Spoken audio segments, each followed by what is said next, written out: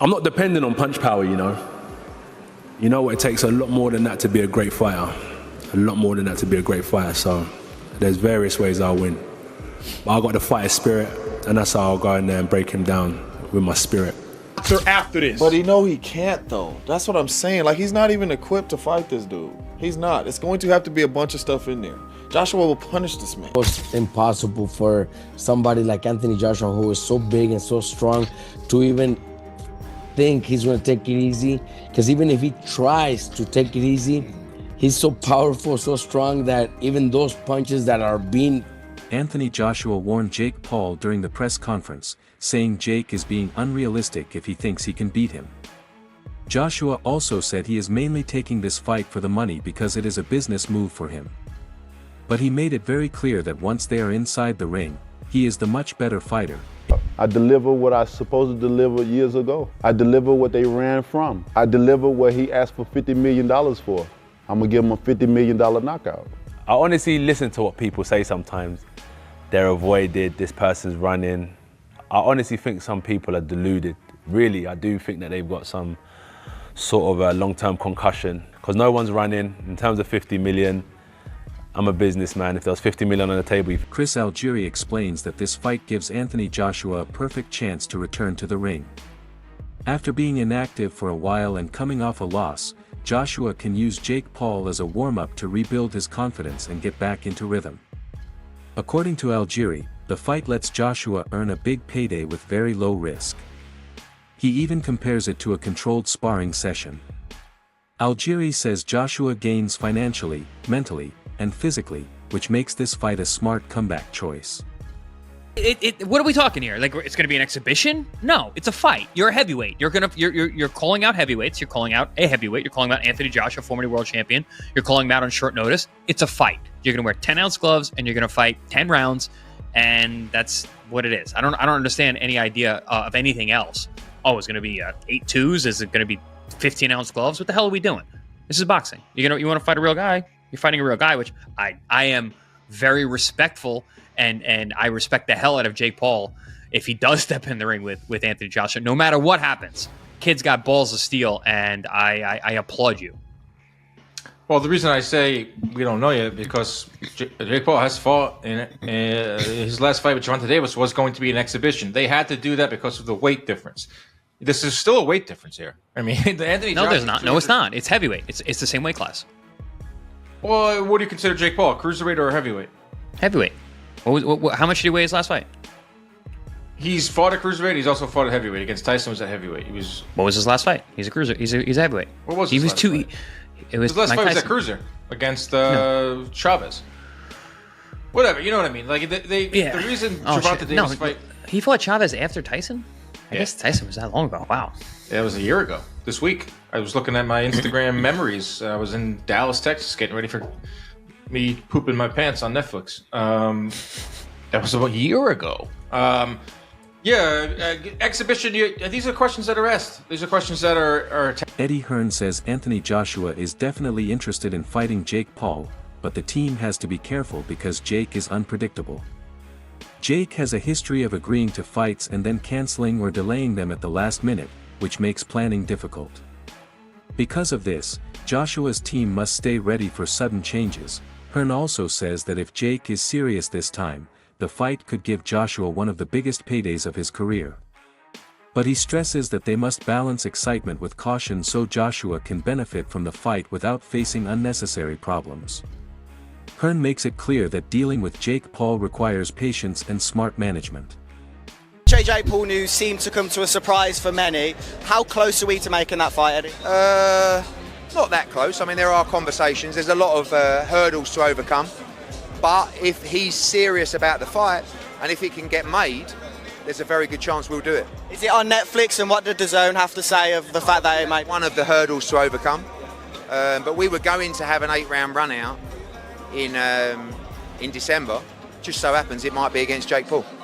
Have you spoke to Nikisa? I know you're not friends with him. What are the conversations you've had? That's who we're talking about, you know. And if they're serious, and if it's real, there's a good chance. But listen, we could wake up tomorrow and he's announced another opponent and he just used AJ's name for clout. Listen, I have to respect him if he takes the fight. But who knows? What do you think Dana White will make of this fight?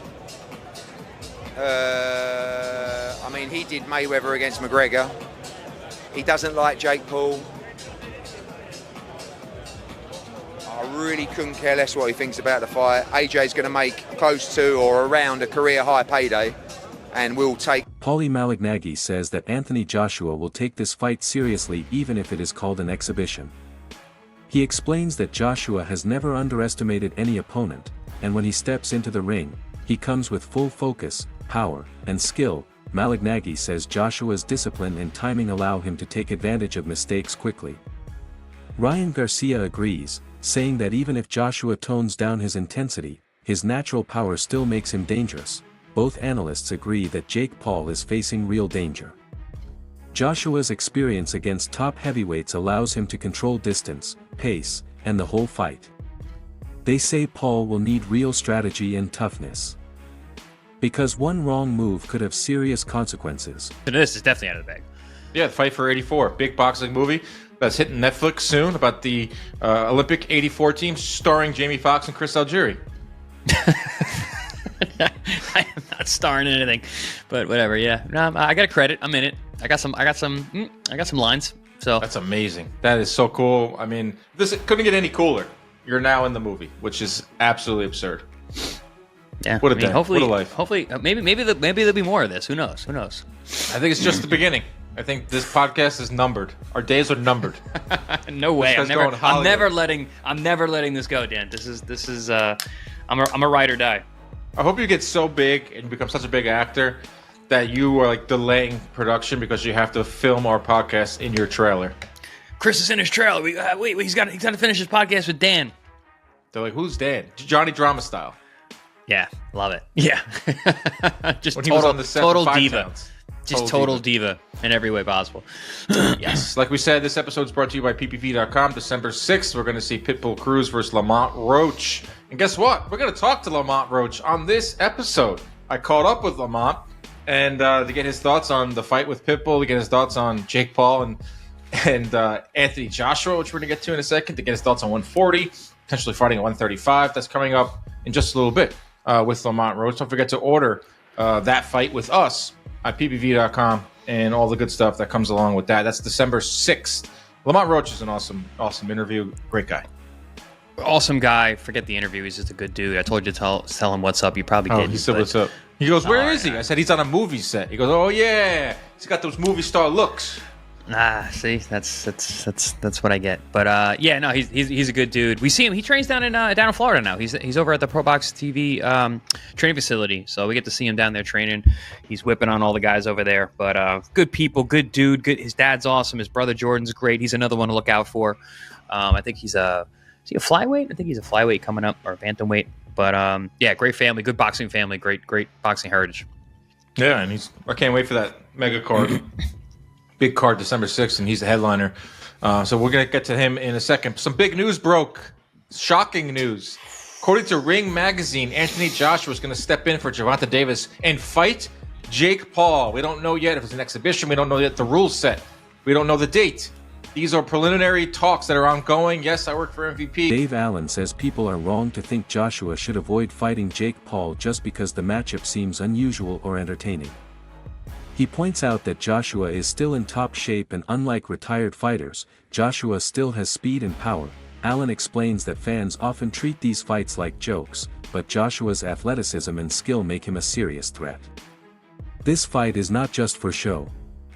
Joshua's preparation and experience mean he can dominate anyone. He also warns that casual fans don't understand the real danger Jake Paul is facing. Joshua is an elite fighter, and the matchup deserves respect and focus. Probably shouldn't be licensed, but Florida are a very kind of easy commission to get. Yeah, it'll be called an exhibition. It will be an exhibition. It probably will be called an exhibition. What's the point? For me, as long as that fight you mentioned just now, Spencer, as long as that roadmap is there and it's signed, that he fights an interim guy as a warm-up afterwards and fights Tyson Fury next year, and Fury's on board, I'm great with it. Otherwise, I do think his legacy's damaged if his last fight is with Jake Paul. An exhibition is a waste of time. They're for retired fighters. For retired fighters, it's a load of rubbish. Yeah, listen, the guy's still in his athletic prime. I personally don't see the reason why they can't just do the Tyson Fury fight. Why do we need interims? Well, we all want that. Yeah, but why do we need interims? Why do we need warm-ups? We're talking about two experienced guys who've been the best, as you just said, of the last 10, 20 years. Let's get the fight on. It's as ridiculous as Gervonta Davis going in with him, basically, isn't it, with Jake Paul, Quite frankly? different mindsets. And what, again, listening to Eddie today and what he was saying, the damage that Anthony Joshua suffered mentally, not physically, because physically he's still all there, but mentally against Daniel Dubois, he needs to go through that process again. And they said, and that's just the whole getting your hands wrapped up, doing it, whether it's Jake Paul, whether it's a top 100 fighter, you go, that's the way Anthony Joshua ticks. He needs that before going into the... All roads lead to Fury, right? We all know that. Analysts say Jake Paul is finally fighting someone who is closer to his level of active competition, not an older or retired fighter. This makes the fight more exciting, but also more dangerous for Jake. They warn that Joshua's skill, power, and experience are far above anything Jake has ever dealt with. The matchup may make sense competitively, but physically it could be risky for Jake Paul. Maybe even bigger than the Mike Tyson fight. It's hard to say really. Tyson was a big name, but it's going to do numbers regardless because Joshua is a big name and then people are going to be tuning in to see Jake Paul get knocked out. Right now, Eddie Hearn talks about Jake Paul taking this Joshua fight. I mean, my estimations of Jake Paul would go through the roof if he signed to fight Anthony Joshua, because I just can't believe in my mind that he would do something like that. I mean, Gervonta was a smart one because of his size. Like, you know, I think actually he would have had a lot of success against Jake Paul, but the size is a problem.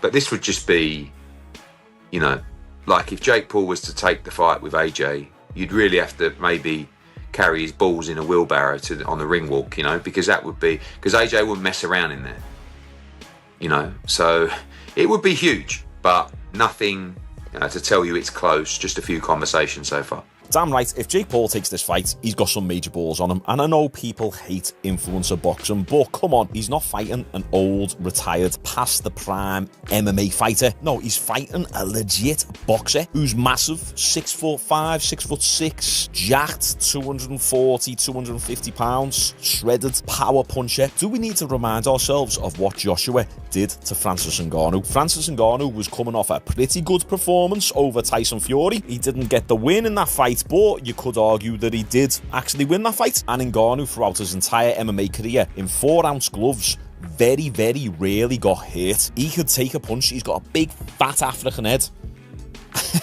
Big, thick neck, traps, back. He just can't really be hit. And look what Joshua did to Ngannou. Out cold. So what do you think Joshua is going to do to Jake Paul? Jake Paul better start loading up on that Trenbolone. He needs to start eating Anavar like Skittles. Analysts remind everyone that Anthony Joshua is an Olympic gold medalist and a former heavyweight champion. That alone makes him a very serious opponent. They say his mix of skill, power, and experience is far beyond any fighter Jake Paul has faced. Joshua can read opponents, change strategies in the middle of a fight, and land powerful, accurate punches. Even small mistakes from Jake could be punished badly. Gold medalist, unified champion at the heavyweight division. He is 6'6", 250 pounds. And also, I do think... Oh my God. I do. No, Jake Paul 6'1" and about 220. I want to say this though. I think Anthony Joshua, he's made stupid money in his career, dumb money in his career. I don't think he's going to be in a position to be accepting BS terms with Jake Paul if this is really what's going to end up happening. I think we're actually going to get to see Jake Paul against a former heavyweight champion of the world. Do I think that's a smart idea? Absolutely not. For Jake Paul, do I think it would sell? Absolutely. Do I think it'd be very interesting and people would tune in to see if he gets his head knocked off? Absolutely. I genuinely hate to... Experts say this fight is not casual at all. It requires full focus and serious preparation because Joshua is extremely dangerous. They highlight Joshua's physical advantages like reach, strength, and conditioning, which help him control the pace and distance of the fight. Jake Paul may be confident, but stepping into the ring with a former world champion is a completely different level.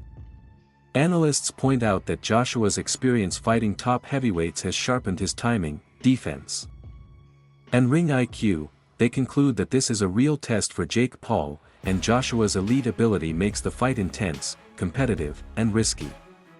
he probably sees what Alexander Usyk, who's now the undisputed, one of the greatest heavyweights of all time now after beating all these guys. He was a smaller guy. Went up, he's like 6'2", 6'3", about 200 pounds at first. Now he's probably sitting at about 220, 230. Similar size to Jake Paul. Yeah. Went up and beat all these guys. Granted, Usyk, greatest amateur boxer at that weight class ever. Mm-hmm. I think it's going to be interesting, but I do think Jake Paul is in a good position. The only fear is this. I hate to give him credit. If Jake Paul gets his block knocked off completely. Yeah, very possible. The Jake Paul experiment is over. It's a wrap. Because if you step into the ring, everybody thus far is wondering and has wondered, like, what would happen versus a legitimate boxer? Yeah. And in their relative shape. Not a 50-year-old Floyd. Yeah. Not a 60-year-old Mike. We've all asked ourselves, well, what happens if you fight a real fighter? The problem is, once you fight a real fighter and you get beat down, the hypothesis is gone. So now we don't need to wait to see the experiment. Y'all know what we do every year. We say the best college team could beat the worst NFL team. Yeah, and it's nasty. a fun debate. Yeah. Because if you don't really know ball, if you don't really know ball though, you'll be like, man, but if 10 players on Georgia would start for the Cleveland Browns right now. But if they actually